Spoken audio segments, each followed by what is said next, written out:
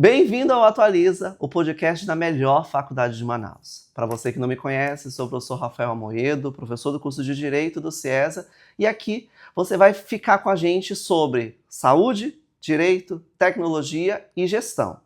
Não deixe de acompanhar as nossas redes sociais e convido você para vir fazer uma visita para a gente lá no CIESA. Hoje vamos falar sobre um grande desafio, mas também uma grande oportunidade para as empresas de um modo geral e sobre outras coisas também. Vamos falar como levar a sua empresa e a sua equipe para um próximo nível. Então você que é gestor, empreendedor, que quer fazer mais e melhor, esse episódio do Atualiza CIESA Cast é para você.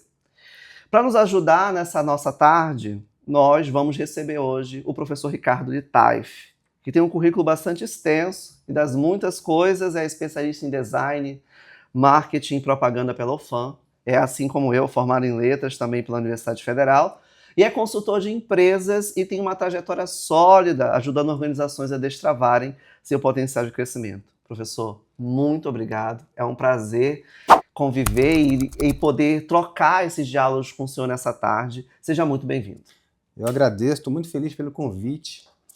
Eu tenho o objetivo de vida sempre transformar as pessoas. Eu adoro compartilhar o meu conhecimento ao máximo que eu posso. Então, o meu objetivo sempre é esse e eu fico feliz quando eu tenho essa oportunidade. Então, conte comigo, que eu puder ajudar a aprimorar, a elucidar conceitos e visão de mercado, eu estou aqui. Perfeito. Professor, a gente vai começar a nossa conversa e eu quero que o senhor conte um pouco sobre a sua trajetória acadêmica, sua carreira, para o pessoal de casa lhe conhecer, saber quem é Ricardo de Taif. Ah, maravilha. Eu vim da área, primeiro eu vim da área artística, trabalhei muito tempo com a parte de pintura, meu tio tinha belas artes, então comecei aí quando eu era pequeno, de 10 anos, já comecei a trabalhar na parte de arte. Depois eu entrei na parte de TI, fiquei uns 5 anos com TI, na parte de programação, de análise de sistema, modelagem de dados, criação de algoritmo. Passei por várias linguagens, Pascal, Assembler, Oracle, e aí eu tive a oportunidade de entrar na parte, tive uma produtora de vídeo, então, alguns anos, depois virei agência, e por último eu me identifiquei como consultor.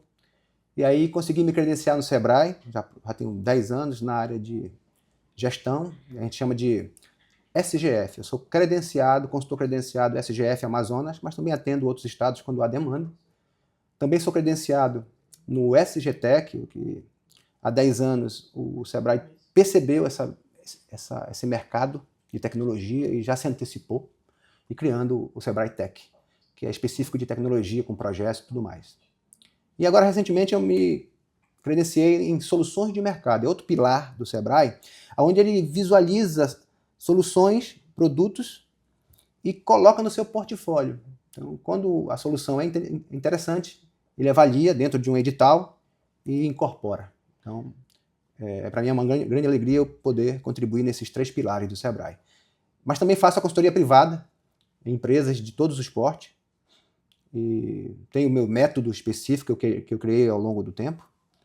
E como a minha consultoria a gente chama de 360, ou gestão integrada, eu passei por todas as áreas da empresa e também tenho um braço na capacitação, que é uma coisa que eu gosto, de treinamento, de palestra, de workshop e aí vai. Então, basicamente, esse é o meu cenário atual. Tá? Perfeito. Professor, o senhor falou que é consultor de empresas. E vamos supor que eu seja um dono de uma empresa e queira lhe contratar. Qual é o ponto de partida para que a minha empresa cresça? O início, o start. Maravilha, boa pergunta. Tudo na vida é um propósito. Eu posso querer empreender ou posso colaborar, por isso que o nome é colaborador. E tá tudo bem, tá? Cada papel tem o seu peso. O colaborador, ele pode até pensar como dono, como empresário, e deve pensar assim. E ele tem uma visão conservadora de que ele não quer arriscar, mas ele entrega o melhor de si. E ele é importante para as empresas. Por mais que tenha tecnologia e IA, ainda as empresas são formadas por pessoas. Então, eu preciso ter essa pessoa como um recurso humano e não como um departamento pessoal. Então, se eu não enxergar esse colaborador como um recurso, eu não cresço, ponto. Já o empreendedor, ele é um pouco visionário, né? Eu sempre vejo o empresário como alguém corajoso, ousado, que ele arrisca. Às vezes ele perde 9 e acerta uma. E muita gente não tem essa predisposição. Eu respeito. Tá? Mas eu sempre separo em 2 bolhas hoje. Hoje, eu tenho 52 anos, já estou 30 nessa área. Hoje eu separo que empreender é coragem. Você nem precisa ter tanto conhecimento, você contrata quem tem.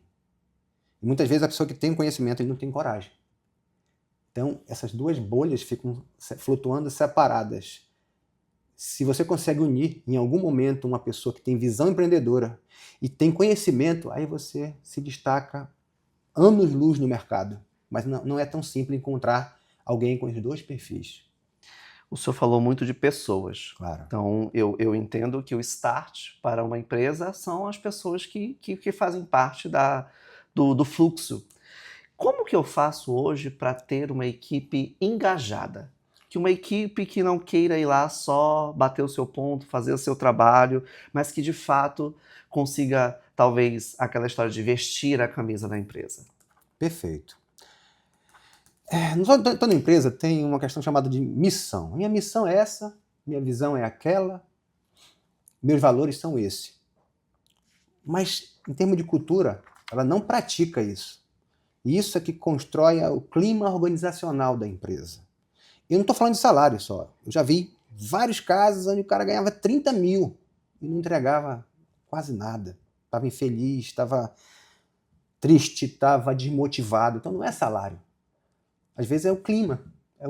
Tem gente que se apronta para ir trabalhar, ele não sente prazer de estar ali. Exatamente. Então, não é só isso. Eu preciso enxergar isso também. Eu sempre falo que uma empresa de sucesso ela tem 4 pilares.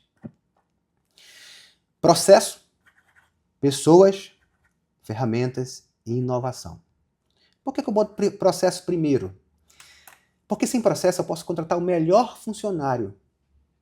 Ele vai se perder. Então, primeiro eu estabeleço um processo básico. Depois eu aprimoro. Depois eu chamo a pessoa. Porque se eu tenho um bom processo estabelecido, eu posso trocar qualquer pessoa. Que o processo é autônomo, ele anda sozinho. O que acontece é que eu já vi grandes empresas com grandes pessoas sem processo que não conseguem entregar nada. Terceiro pilar, ferramentas. Por mais que uma empresa tenha o ERP ou um SGI, que é um sistema integrado do segmento ali para gerenciar a sua operação, ela precisa ter outras ferramentas menores. O que eu vejo tem empresas que não têm sistema nenhum. Né? Já está ultrapassado. Vai o quê? Vai controlar no papel, recadinho ou agenda? Não, eu tenho planilha. Mas só um pacote Office não resolve. Eu tenho que ter um sistema integrado. Então, eu preciso, além desse sistema, o que o mercado tem mais de ferramentas que eu posso integrar? Módulos que podem se enxergar e eu ser mais produtivo e eficiente. Eu tenho que pensar em ferramentas. E por último, eu só vou inovar quando o que eu já entrego é bom, é ótimo, talvez excelente. Excelência não existe, é só uma meta. Mas eu não posso pensar em inovar se nem o básico eu entrego. Ponto. Então esses 4 pilares é o que norteiam o sucesso de uma empresa. Mas tem que ter visão para isso. Quando lhe contratam para ser consultor, o que geralmente eles lhe pedem para fazer, professor Ricardo? O que a empresa não tem ou está pecando em quê para lhe contratar? Ou não precisa ter defeitos, erros para lhe contratar, professor? A maior dificuldade de uma consultoria é a mentalidade do decisor. Muitas vezes o decisor é um presidente ou um CEO. E abaixo dele eu tenho diretores, cada um com uma função. E aí sim, abaixo disso eu tenho gestores. Se eu não tiver a mente aberta, eu não consigo me enxergar. Isso mexe com o quê? Com vaidade, com ego. Eu sempre falo de miopia, não só de mercado, mas miopia de gestão. eu sempre comento assim, se você contrata um consultor, se você é um CEO e eu contrato um consultor, esse consultor tem que ter acesso livre à caixa preta. Ele não pode pedir bênção ou anuência de nenhum diretor abaixo do presidente.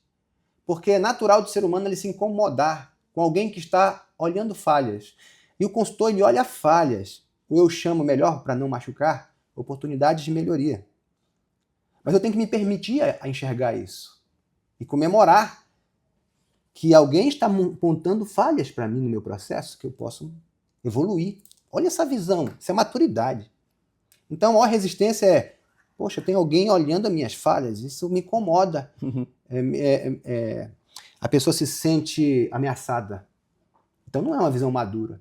Então primeiro tem que ter a anuência do decisor. Mas se quem me contratou é um diretor, ok, eu tenho que ter acesso livre a todos os gerentes daquele setor, sem perguntar, porque eu preciso ter acesso a quê? A processo, a pessoas, a ferramentas, documentos. Quando essa informação não é boicotada, quando essa informação não é boicotada, porque às vezes eu mascaro e camuflo os dados. Para quê? Para que não apareça minha falha. Quando isso não é feito, há uma certa resistência. Então, se eu não tiver acesso à caixa preta, eu não consigo resolver o problema. Uma empresa é um conjunto de problemas. E se você sofre com problemas, não abra uma empresa e nem vai trabalhar nela. Então, eu preciso entender e administrar problemas. E entender que eu não tenho a verdade absoluta e que eu posso sempre melhorar. Só que às vezes você está inserido no processo, você não enxerga a tua visão turva, porque a tua rotina te turva. E muitas vezes você tem que sair, aí uma visão 360 graus, para observar, opa, tem algo errado aqui, por que não mudar? Mais ou menos isso. Como faz, então, quando o líder tem essa postura? Porque o senhor tocou no ponto de que o líder precisa ter essa mudança de mentalidade para conseguir. Então, como que faz para mexer? Porque é um lugar espinhoso, mexer com o ego, mexer com o controle que ele tem da própria empresa. Propósito. O que eu quero? É uma questão até filosófica. O que eu quero? O capitalismo ele exige disso. Né? Você tem que se posicionar. Eu quero crescer, eu quero ficar onde eu estou, eu quero ser competitivo, mas eu tenho que fazer autorreflexão e autoavaliação. Eu posso ser melhor? O que eu quero da vida?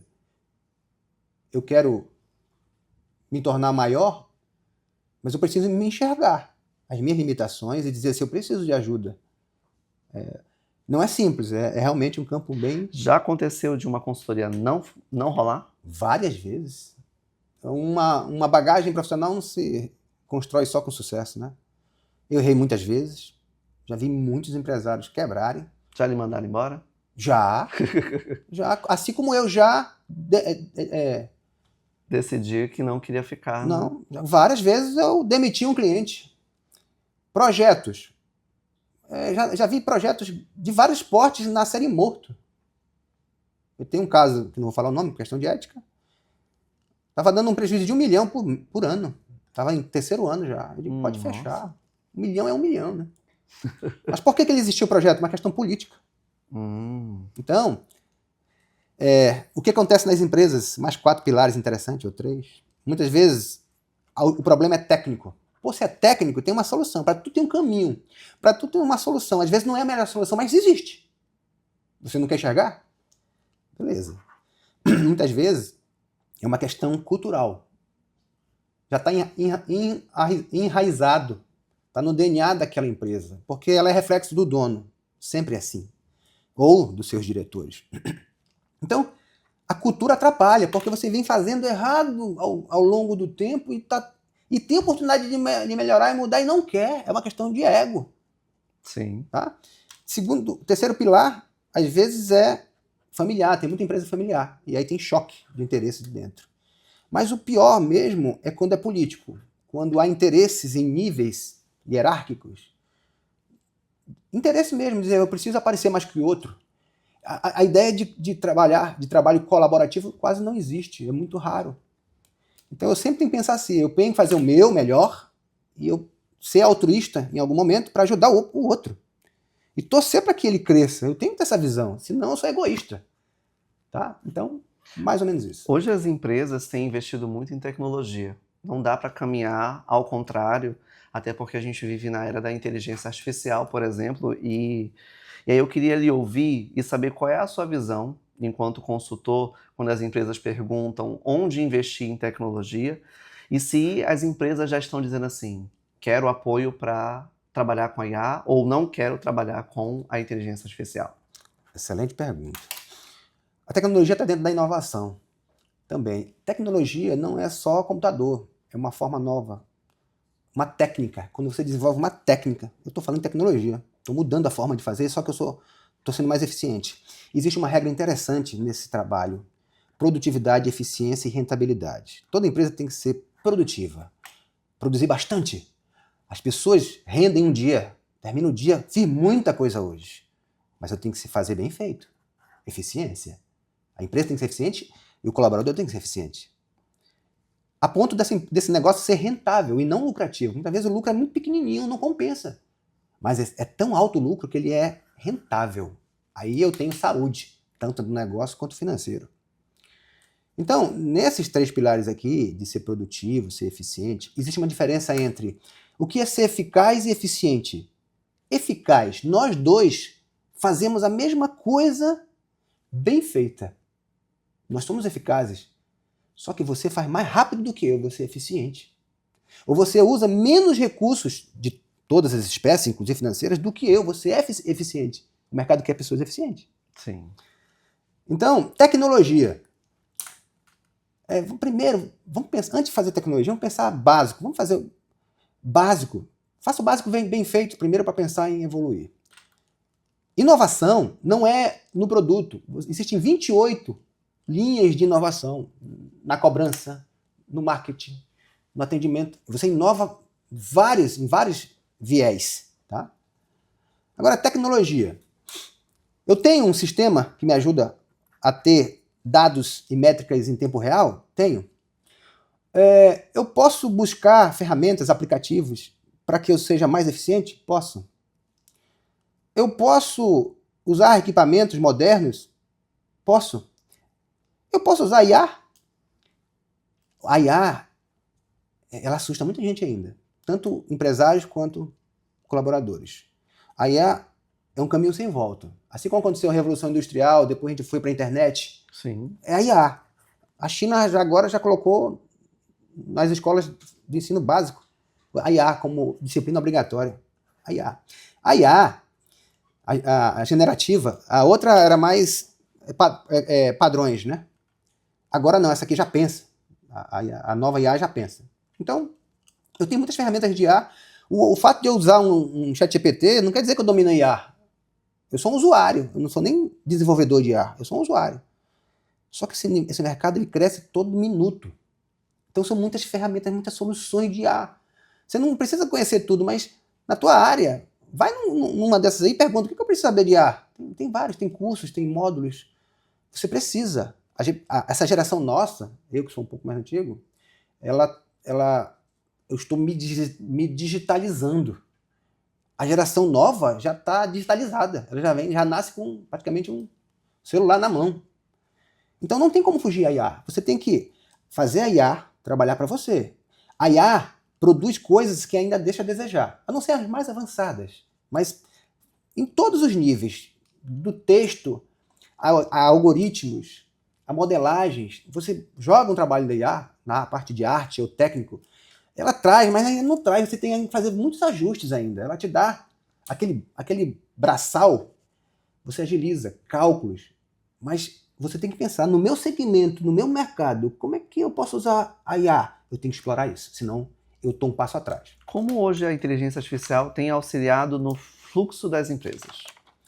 Isso é interessante, olha só. Para me tornar uma empresa de sucesso, eu preciso pensar em processos, né? Eu preciso pensar em gestão de tarefas, planejamento. Estabeleci um processo maravilhoso, mas não tenho gestão de tarefa a tempo. A IA entra em tudo. A IA entra me ajudar a definir um processo maravilhoso em qualquer nível, profundo ou superficial. Na gestão de tarefa, ela me ajuda a fazer, me programar o que eu tenho que fazer, o que é urgente, o que é importante, o que eu tenho que fazer hoje, o que eu tenho que fazer essa semana. Ela me ajuda a fazer isso e tem muitas ferramentas gratuitas que têm esse recurso à disposição. Planejamento. O que eu mais encontro nas empresas, não interessa o tamanho e o porte, a marca. As pessoas não planejam corretamente o dia. Elas vão lembrando. E tem muita ferramenta de IA que você pode baixar Pra ou planejar. integrar no teu sistema para planejar. Planeja, porque independente do evento, existe um pré-evento, evento e um pós-evento. Então, se eu não tiver essa estrutura básica, eu não sou um bom gestor, eu não consigo performar. Então, eu tenho que explorar as ferramentas nesse sentido. Perfeito. Somos professores. Claro. E nós sabemos que existem muitos desafios com os alunos que querem fazer gestão. E aí eu queria lhe ouvir, né, como consultor de empresas, ainda dá para cursar gestão? Os alunos devem empreender? Tem pessoas que às vezes estão no mercado de trabalho, mas não têm a formação. Qual é o conselho que o senhor pode dar enquanto professor, eterno professor, hoje professor de empresas, né, professor de empresários, sobre os cursos de gestão, sobre os cursos de negócios? Eu preciso analisar mercado, se eu tenho mercado para isso, e tenho que trazer coisas novas, tá? Mas não posso esquecer das pessoas. As pessoas ainda estão atrás das máquinas. Então, eu tenho que estudar o mercado. Por isso que eu falo, eu vou lançar algo. Quando é que eu faço um plano de negócio? Quando eu quero lançar algo, expandir, crescer. Então, eu preciso planejar. Mercado, o que eu trago de novo? É muito volátil esse mercado, eu tenho que estar muito atualizado, senão não me torno competitivo. E as minhas referências não podem ser só locais, e nem do mesmo segmento. Eu preciso entender o que o mercado faz, não é me preocupar com o meu concorrente. Mas sabe, o que ele está fazendo, o que ele está acertando que eu posso trazer para o meu? E não ficar só aqui em Manaus, vai para fora, outros estados e vai para outros países. Tá aí as plataformas tudo com tradução, né? Que eu posso ver o que estão fazendo em outros mercados para trazer para cá. E o melhor, não precisa estar no meu segmento. Eu posso buscar na área de tecnologia o que a Apple está fazendo que eu posso trazer para o meu segmento. Perfeito. Isso é maravilhoso. Mas é uma visão, você tem que estar preparado para isso. Vai empreender. Repito, tem gente que não quer empreender. Está feliz. Ok. Tem gente que quer empreender. Mas se tu vai empreender, você tem que fazer o mínimo, uma lição de casa, planejar.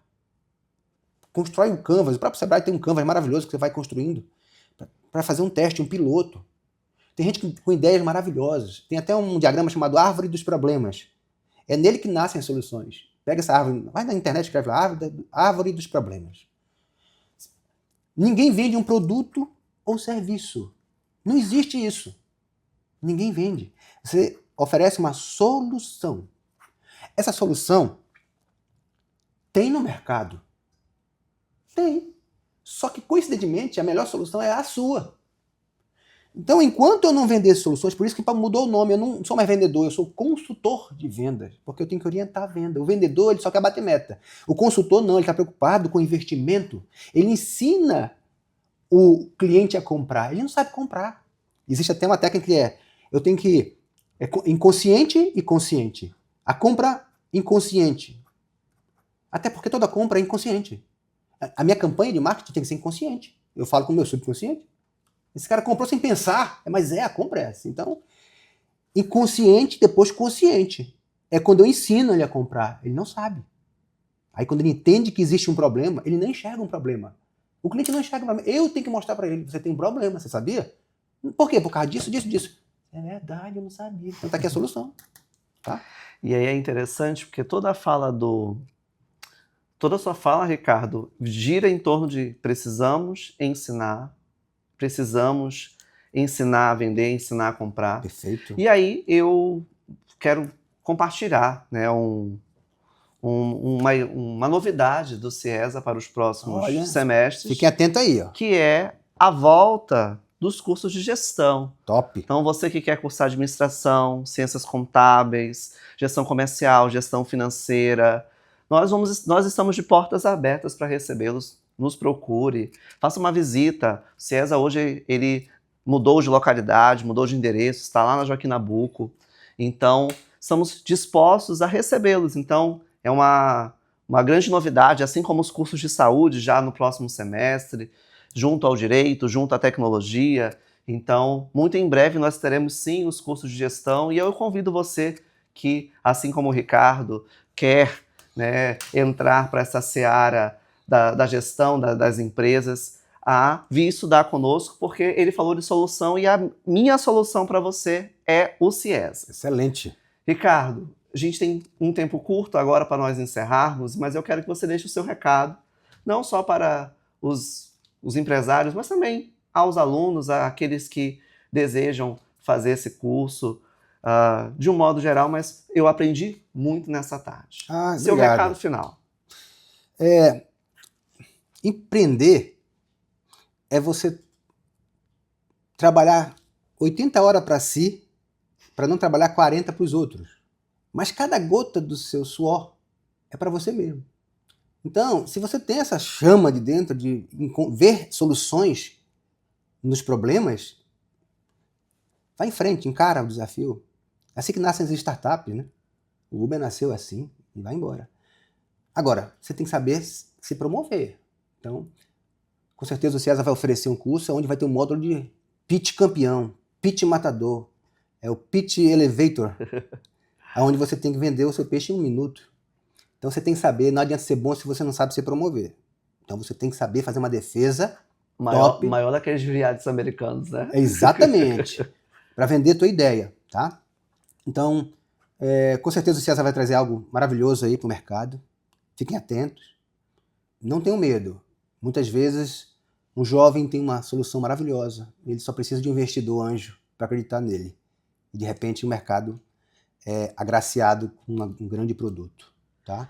Eu agradeço. Eu que agradeço. Quem puder me seguir no meu Instagram é Ricardo Litaif, Litaif. Eu acabei nessa semana, acabei de criar uma inteligência artificial chamada Omni. Você pode procurar lá nos ChatGPTs, né? Lá no portfólio do ChatGPT. Posso deixar o link aqui para os meninos colocarem. Ela é simples. Ela entra, é um agente inteligente, que ela vai te fazer algumas perguntas e instantaneamente ela vai te dar um diagnóstico matador que vai te incomodar bastante, onde você está perdendo dinheiro ou deixando de ganhar. Onde eu avalio 24 papéis dentro de uma empresa, não interessa o porte. Ela analisa 24 setores ou papéis. Por que eu digo papéis? Porque às vezes isso tem um setor com aquele papel. Muitas vezes é uma pessoa que acumula o papel. Mas o papel tem que existir. Então, ela avalia os 24 sobre 4 pilares que eu comentei aqui e te dá uma nota e você vai ter que ter coragem de ver o que ela vai te falar. E aí, quem precisar depois corrigir isso, me contrata, me consulta e eu vou estar à disposição. Eu desejo sucesso para o CIESA, para o curso que vem aí, o spoiler. Conte comigo e foi um grande prazer, sucesso para vocês. E você que tem um pai empreendedor, aproveite, explore ele, porque ele já tropeçou, tá bom? Excelente. Então, muito obrigado, Ricardo. Até eu fiquei curioso com a inteligência artificial que foi criada. Me deu um medo, mas vamos lá. Então, muito obrigado pelos ensinamentos dessa tarde. Obrigado você por ter ficado conosco aqui. Se você não segue as nossas redes sociais, siga, compartilhe, curte, comente. E até o próximo Atualiza CIESAcast. Obrigado pela oportunidade. Obrigado, hein?